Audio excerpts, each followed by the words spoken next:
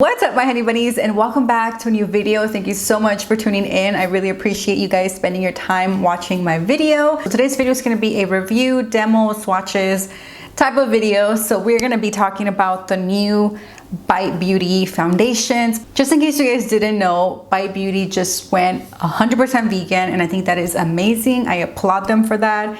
I think all brands should be vegan, to be completely honest, especially when it comes to makeup. I feel like there's no need for like carmine or beeswax or lanolin or any animal byproduct for that matter. So I am so glad and thankful that they went completely vegan. Thank you so much, Bite Beauty. By the way, before I keep going, these products were sent to me as part of a PR package. So these were gifted, but that does not change my review whatsoever. You guys know, if you've been watching me for a while, I give you guys 100% honesty. I feel like that is really important when it comes to reviewing products. I was gonna purchase a foundation and one of the primers, so I was already gonna, do this video. So I'm just really glad that they were able to send it to me for free. So I'm really thankful to the Bite Beauty team for allowing me to review this Changemaker Supercharge Micellar foundation. So they did send over 3 shades, and I'm gonna give you guys swatches of all 3 so you guys can see what they look like. So I really appreciate that they only sent 3 and not the whole, shade range. I believe they have 32 shades, and for what it looks like on their website, I feel like it's very fair. They have the same amount of light, medium, tan, and deep. So I think it's a great shade range. Based on the 3 shades that I do have, I feel like none of these are my actual shade. But from what I was reading online, M55, which is this one right here, is actually what I would pick up if I were buying this online. I feel like this is the closest shade as far as undertone that works for my skin tone, but I find that it's still a little light. So I have been mixing M60 and M55 as a foundation, and then I've been using M55 as just like concealing. L45 is the lightest one that I have, and then it's M55, which is medium 55, and then medium 60. So like I mentioned earlier, this is the Changemaker Supercharge Micellar foundation. And let me give you guys a little more information. It says, make the change. Finally, clean and high performing are no longer mutually exclusive. This creamy, long-wearing foundation protects your skin with buildable medium coverage. The secret? We use antioxidant-rich superfruit maki berry and gentle micellar technology that works with and feels good on your skin, even if you're sensitive. At first, when I heard about this foundation and I saw the name, I was kind of confused, because to me, micellar is those like cleansing waters that a lot of skincare brands, have put out.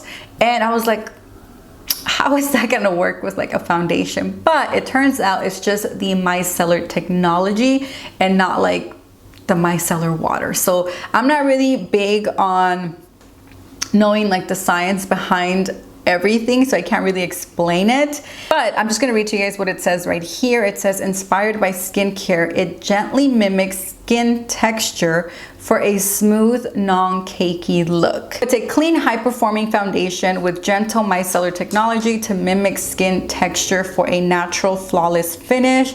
It's buildable, medium coverage in 32 long wearing shades, and it's 1 ounce, and it's $39.50 US. And how much Canadian? 52 Canadian. So that is the little information about the foundation. Moving on to my thoughts and my overall review on this foundation. So we're gonna start off with the pros. What I do like about this foundation, so I like that it's very buildable. I like that it feels really light on the skin. It doesn't feel heavy. It doesn't feel like it's just like sitting on my skin. I find that it just blends into my skin, it melts into my skin, and it looks really natural.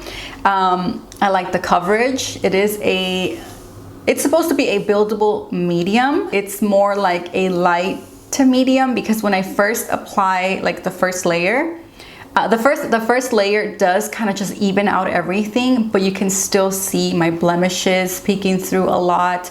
And that's pretty much the only thing that I want to cover is my blemishes, but you can still see my skin peeking through. So I do always go back and apply a little more on the areas where I have a lot of blemishes, where it's really, really red. And it does help, but I feel like it never gets to a full coverage foundation. It always just stays at a very like medium coverage. So I don't mind that. I actually really like that, because when it comes to foundations, that is what I look for, is light to medium.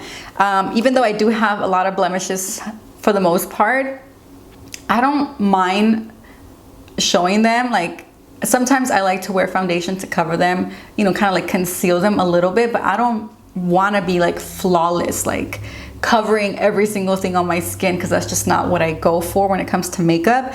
But I really enjoy it. I think it's great. It lasts a long time on my skin and it wears really nicely. As far as the finish of this foundation, I think it definitely is more of a natural finish, because it's not dewy, at least not on my skin. Actually, because I have combination skin, I find that like on my drier areas, I do really have to prep that, because I find that this foundation is not all that hydrating or moisturizing. So I do always have to use a really nice hydrating and moisturizing primer, and also a moisturizer under. Like I said, it wears really nicely, it applies really nicely, it blends really nicely. I do prefer it with the sponge. Like I said earlier, I find that the brush just doesn't blend it all the way. You know, I don't know, I feel like I can apply it with the brush, but then I always go back with a sponge to kind of just smooth it out a little bit more. It feels like it's a little more matte-ish.